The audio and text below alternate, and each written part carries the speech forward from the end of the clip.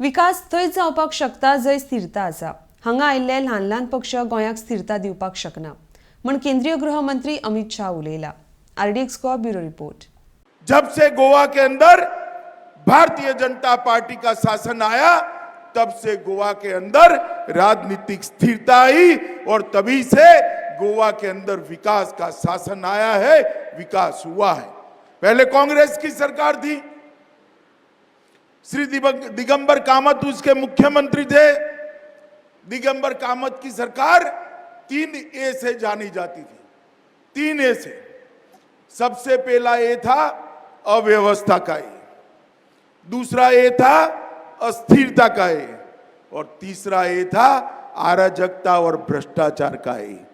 ये 3A ने पूरे खूबसूरत प्रदेश को तबाह कर कर रख दिया था और यहां पर अस्थिरता का शासन था। भारतीय जनता पार्टी की सरकार बनी।